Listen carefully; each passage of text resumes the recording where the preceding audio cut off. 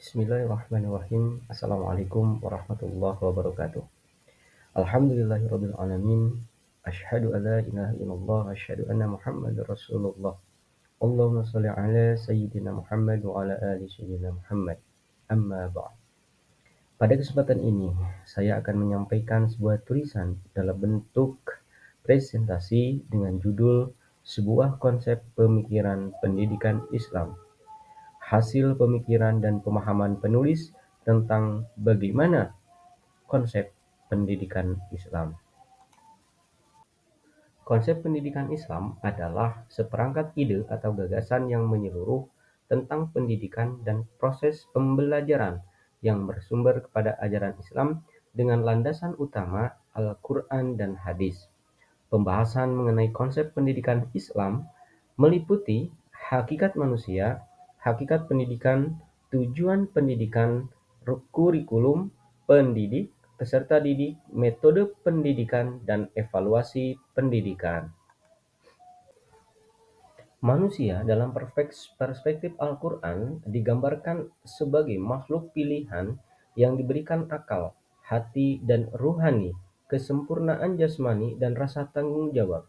Melalui keistimewaan-keistimewaan ini, manusia memegang peranan penting dalam menjaga keadilan dan keseimbangan kehidupan di dunia.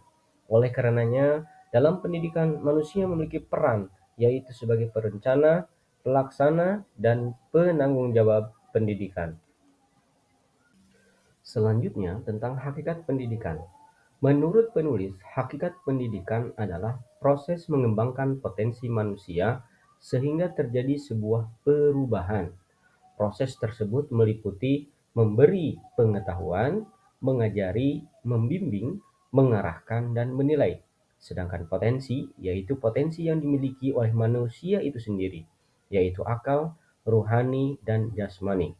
Hakikat pendidikan juga adanya perubahan pada peserta didik, yaitu perubahan di bidang mental spiritual, kemampuan berpikir, dan kepribadian dan kemandirian, sehingga menghasilkan manusia-manusia yang beriman dan bertakwa, berilmu, dan bermanfaat. Kesimpulannya adalah hakikat pendidikan itu adalah proses menuju adanya sebuah perubahan. Selanjutnya, bagian terpenting dari konsep pendidikan Islam adalah tujuan, yaitu tujuan pendidikan Islam. Menurut penulis, tujuan pendidikan Islam adalah mengembangkan potensi manusia yang dianugerahkan Allah Subhanahu wa Ta'ala, meliputi hati, akal, dan kesempurnaan jasmani dalam rangka mewujudkan manusia yang sempurna sehingga mampu melaksanakan perannya baik dalam hubungannya dengan Allah, dengan manusia, dan dengan makhluk lainnya yang pada akhirnya mencapai kebahagiaan hidup di dunia dan di akhirat. Manusia yang sempurna yaitu manusia yang beriman dan bertakwa kepada Allah. Hal ini berhubungan dengan fungsi dan tugas manusia di muka bumi ini, yaitu senantiasa beribadah kepada Allah Subhanahu wa Ta'ala. Wa ma khalaqtul jinna wal insa illa liya'budun. Tidaklah Allah ciptakan manusia dan jin kecuali untuk senantiasa beribadah kepada Allah Subhanahu wa Ta'ala. Yang kedua, manusia yang berilmu, yaitu baik ilmu yang berhubungan dengan dunia maupun ilmu yang berhubungan dengan agama, sehingga dengan ilmu itu akan tercapai kebahagiaan di dunia dan kebahagiaan di akhirat. Yang ketiga, yaitu manusia yang bermanfaat. Artinya, manusia yang bisa memberikan manfaat bagi orang lain ataupun juga termasuk kepada dirinya sendiri. Dan yang keempat, yang tak kalah pentingnya adalah manusia yang senantiasa amar ma'ruf nahi mungkar.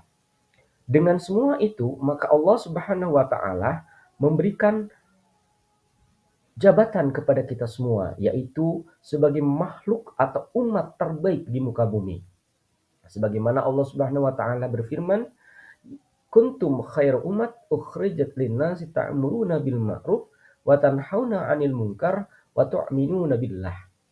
Kamu umat Islam, kita semua saat ini adalah umat terbaik yang dilahirkan untuk manusia selama kamu menyuruh berbuat yang ma'ruf, mencegah dari yang mungkar, dan beriman kepada Allah Subhanahu wa Ta'ala.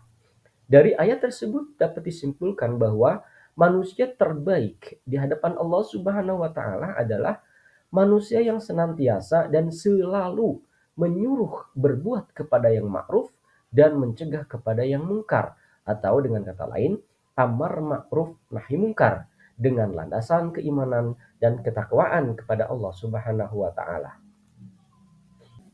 Selanjutnya tentang kurikulum pendidikan Islam. Kurikulum pendidikan Islam harus memiliki karakteristik yang membedakan dengan kurikulum pendidikan yang lain. Dalam hal ini, kurikulum pendidikan Islam memiliki karakteristik, yaitu yang pertama, menyeluruh atau kafah. Artinya adalah adanya integrasi ilmu. Pendidikan Islam mengintegrasikan ajaran-ajaran Islam dalam seluruh mata pelajaran, bukan hanya terbatas pada mata pelajaran agama saja. Hal ini mencakup ilmu pengetahuan umum, etika, moralitas, dan nilai-nilai Islam yang diterapkan dalam konteks pembelajaran. Karakteristik yang selanjutnya adalah sesuai dengan kemampuan atau perkembangan. Dalam rancang kurikulum pendidikan Islam, harus diperhatikan tingkat kemampuan atau tingkat perkembangan siswa.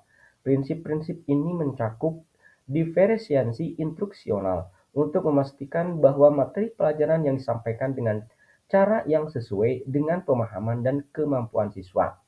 Tujuannya adalah untuk mengakomodasi perbedaan gaya belajar, tingkat penguasaan materi, dan minat siswa, menciptakan lingkungan pembelajaran yang inklusif yang memberdayakan setiap siswa sesuai dengan prinsip-prinsip Islam tentang keadilan dan kesetaraan. Karakteristik kurikulum pendidikan Islam yang ketiga adalah bertahap. Penyusunan kurikulum pendidikan Islam dilaksanakan secara bertahap. Hal ini merupakan langkah yang baik untuk memastikan bahwa materi kurikulum disajikan dengan cara yang sesuai dengan tahap perkembangan dan kemampuan siswa. Tahapan ini didasarkan kepada tahap perkembangan psikologis dan kognitif siswa, kemampuan awal yang dimiliki siswa, kedalaman dan kompleksitas materi, dan pengembangan kemampuan berpikir siswa. Selanjutnya, karakteristik berkesinambungan atau kontinuitas.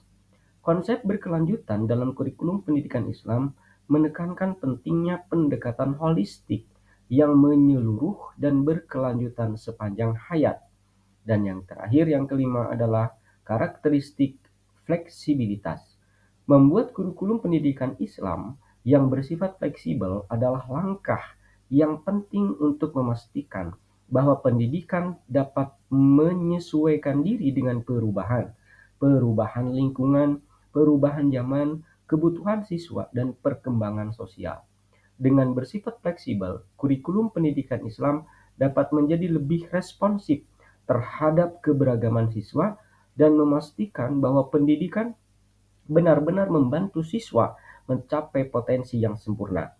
Fleksibilitas ini juga mencerminkan prinsip-prinsip Islam tentang keadilan, kesetaraan, dan penghargaan terhadap keunikan setiap individu. Struktur kurikulum. Kurikulum pendidikan Islam tentu harus bersumber kepada Al-Quran dan hadis sebagai pedoman hidup yang tidak hanya membahas masalah ubudiyah semata, tetapi seluruh aspek kehidupan ada di dalamnya, termasuk masalah pendidikan. Oleh karena itu, struktur kurikulum pendidikan Islam juga harus bersumber kepada Al-Quran. Struktur kurikulum tersebut meliputi akidah, ubudiyah, akhlak, dan ilmu pengetahuan umum. Dalam implementasinya, terjadi integrasi ilmu pengetahuan umum ke dalam ilmu agama sesuai dengan tingkat perkembangan peserta didik. Pendidik. Pendidik dalam konsep pendidikan Islam. Dalam filsafat pendidikan Islam, kita mengenal Allah sebagai pendidik, Rasul, orang tua, dan guru. Secara khusus, pendidik dalam proses pembelajaran di sekolah, yaitu guru. Guru dalam Islam memiliki pengertian atau pemahaman, yaitu manusia dewasa yang mempunyai tanggung jawab mengajar, membimbing, mengembangkan, dan mengarahkan peserta didik berdasarkan nilai-nilai ajaran Islam dengan kompetensi yang harus dimiliki. Kompetensi pendidik atau guru menurut penulis adalah kemampuan rohani dan jasmani, meliputi aspek spiritual, kognitif, keterampilan, dan sosial yang harus dimiliki oleh seorang pendidik atau guru. Dalam Al-Quran bisa kita kaji contohnya dalam surat Al-Asyr ayat 1 sampai 3, di mana dalam surat Al-Asyr ayat 1 sampai 3 tersebut mengandung pemahaman tentang kompetensi guru, yaitu kompetensi manajemen, kompetensi spiritual atau keimanan, kompetensi kognitif dan pedagogik, kompetensi keterampilan atau profesional, kompetensi dakwah dan kepribadian, serta kompetensi sosial.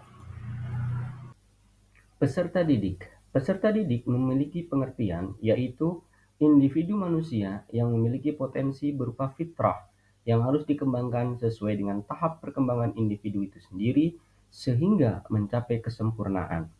Peserta didik mempunyai hak dan kewajiban dalam pendidikan dan juga pembelajaran. Selanjutnya tentang metode pendidikan Islam. Metode pendidikan Islam mengedepankan pendekatan kultural dan kontekstualisasi ajaran agama Islam. Penerapan nilai-nilai Islam dalam kehidupan sehari-hari menjadi fokus utama. Pendidikan Islam juga menerapkan pendekatan interaktif dan partisipatif dalam kegiatan pendidikan, khususnya pembelajaran agar memudahkan pemahaman peserta didik. Yang terakhir, evaluasi. Evaluasi merupakan aspek penting dalam proses pendidikan, khususnya pendidikan Islam. Hal ini untuk mengetahui tingkat ketercapaian pendidikan dan pembelajaran yang tertuang dalam tujuan pendidikan. Substansi evaluasi dalam pendidikan Islam adalah ya ayyuhallazina amanu taqullaha haqqa tuqatih wa la tamutunna illa wa antum muslimun, yaitu menjadi orang-orang yang bertakwa, takwa dengan sebenar-benarnya takwa kepada Allah dan menghadap Allah dalam keadaan muslim. Quran Surat Ali Imran ayat 102. Kesimpulannya adalah pemikiran pendidikan Islam yang berfokus pada menggali dan mengembangkan potensi individu manusia merupakan upaya untuk membentuk individu manusia terbaik, yaitu manusia yang beriman, berilmu, berakhlak mulia, amar ma'ruf nahi mungkar, dan mampu diaplikasikan dalam kehidupan sehari-hari, dalam kehidupan bermasyarakat dan bernegara, sehingga menjadi manusia yang bermanfaat bagi manusia yang lain. Khairunas anfa'uhum linas. Sebaik-baik manusia adalah manusia yang dapat memberi manfaat kepada sesama. Terima kasih. Cukup sekian presentasi dari saya. Mudah-mudahan menambah wawasan tentang keilmuan kita, khususnya mengenai konsep pendidikan Islam. Mohon maaf yang sebesar-besarnya atas kekurangan dan kekhilafan saya. Terima kasih. Assalamualaikum warahmatullahi wabarakatuh.